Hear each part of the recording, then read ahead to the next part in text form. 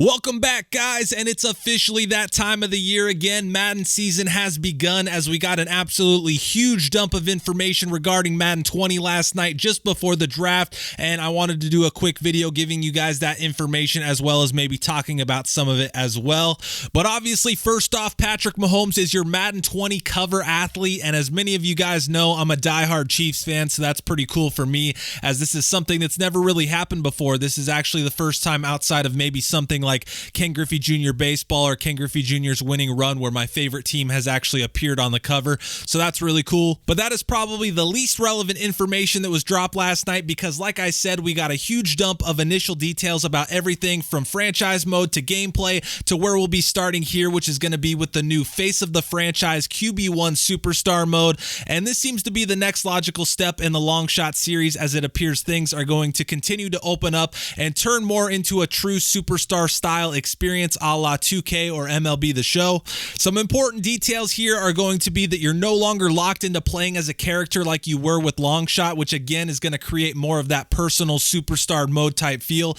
You'll create your quarterback and you'll have your choice of 10 different colleges that includes Florida, Oregon, Texas Tech, Oklahoma, LSU, USC, Texas, Clemson, Miami, and Florida State. As you begin your story, you'll be thrust right into the college football playoff, which will include potentially 2 full games that will impact your draft stock. Following that, you'll participate in the combine where you'll be asked questions and throw to receivers in what I'm guessing will be a similar experience to what Longshot provided for the combine. And then following that, you'll be drafted and find out where your NFL story will begin, and then it will be time to leave your legacy on the NFL. As far as my impressions go, I'm not really too sure yet. I've never really been one to be into superstar type modes, but this might be something that would be cool for the channel down the road, but we'll have to wait and see on that.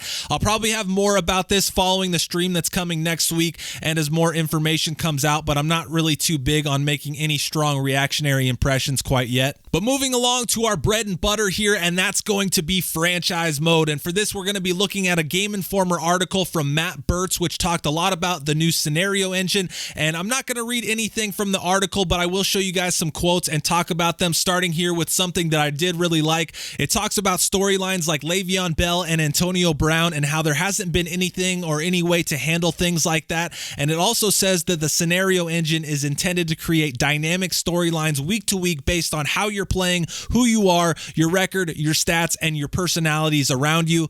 And that's probably my favorite quote of it all because it shows intent to bring 2 things that I always talk about and that franchise has desperately needed for a long time, and that's both life and context. The things I'm always preaching is that you want to feel like you're in a living world and like what's going on around you, and the decisions that you make mean something, and that appears to be what this is intending to do. One big thing here as well is that the article mentions that this is something that can be added to throughout the year, so similar to commentary, we could be seeing updates with new storylines added, which can only help things and make this part of franchise mode deeper after launch. There's a lot more about it within the article, but there's a lot I want to get to here, so we're going to be moving along, but I will say that I think this is something that has a lot of potential moving forward depending on how it's executed. But like I did say before, also I try to be careful with being too reactionary when it comes to these kind of things, but on paper it does look good. But moving to the next portion of the article, it talks about scheme fits and hits on something that I talked about in my coaching staff's wish list video. It says scheme fits were ultimately unsuccessful because you couldn't alter archetypes per scheme. They weren't reflective of real life teams, and then also star players who would excel in different schemes wouldn't receive the boost if their top rated archetype wasn't a scheme fit. It goes on to mention that the XP bonus has been reduced and that players that aren't scheme fits will develop slightly slower, and that there should be more flexibility in how teams can be built. Ultimately, I don't know how I feel about this yet, and I don't really have enough to say anything one way or another. I do understand that last year was really strict, but I really hope things weren't toned back to the point where scheme fits don't really matter and schemes and archetypes essentially become pointless like they were before. And then one last thing with schemes is that there will be some new ones in Madden 20, which will include the 4-3 cover 3, 3-4 storm, 4-3 quarters or cover 4, and then also the 3-4 disguise. And then lastly, the article talks about the new superstar abilities and how they could affect the user versus CPU experience, and mentioned something that I can personally attest to, and that's that virtually every opponent you play when you're playing the computer feels the same. But getting into these superstar abilities, we'll take a look at another Game Informer article, this one from Matthew Kato, which outlines a few different examples of the abilities, starting here with the slot machine that gives receivers the ability to get better separation at the line, protected, which gives pocket QBs more time in the pocket, the fearmonger that allows players to apply pressure to QBs even while engaged, and then the last one, which is clutch, that reduces a player's requirement to get, quote, in the zone. Also included in this is that certain players with these abilities will have unique animations as well. It also mentions that superstar abilities are just a start, and that throughout the league there are X Factor players, which are players with at least 2 superstar abilities and also have a zone ability, which allows them to get in the zone or on fire, a la NBA Jam. And to acquire these abilities, a player must earn them by achieving some sort of in-game goal. A couple examples of X Factor abilities include Tackle Breaker, which allows a player to frequently break the first tackle attempt, Bazooka, which allows a player to throw a maximum of 80 yards when he's in the zone, and then a Quick Read ability that highlights the first open receiver with an enlarged icon. Initial impressions on this are that they scare the hell out of me, but at the same time, they're also very, very intriguing from both a gameplay and a franchise standpoint.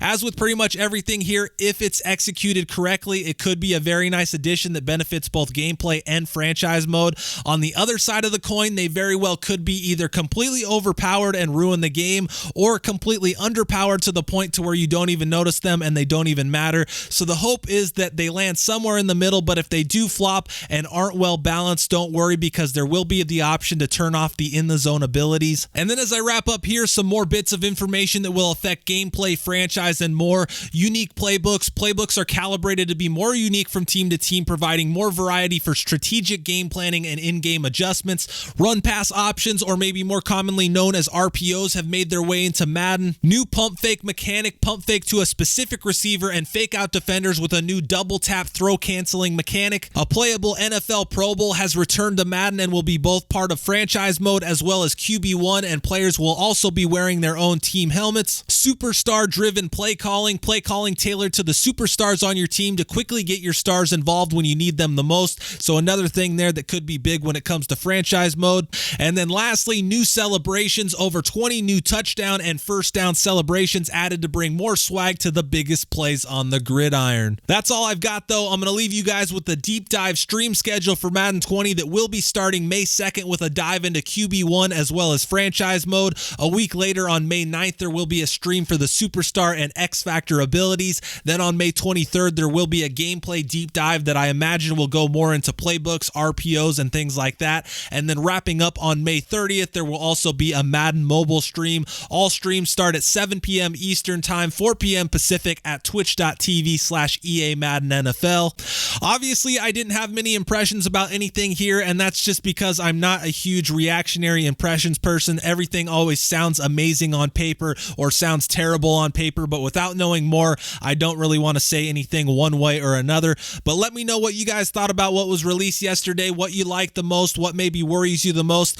I will have some kind of impressions video following the streams in May where we'll dive into what's discussed in those as well as any blogs that may be released. As far as the Riverhogs and Flyers videos go though, those are probably going to be pretty slow moving forward. I think I'm just burnt out and I just haven't been really enjoying making them, but I'm trying to push through that. But I would anticipate those continuing to be slow over the next month or so. But I hope you guys enjoyed the video and got something out of it. As always, I appreciate you guys tuning in, and until next time, thanks for watching.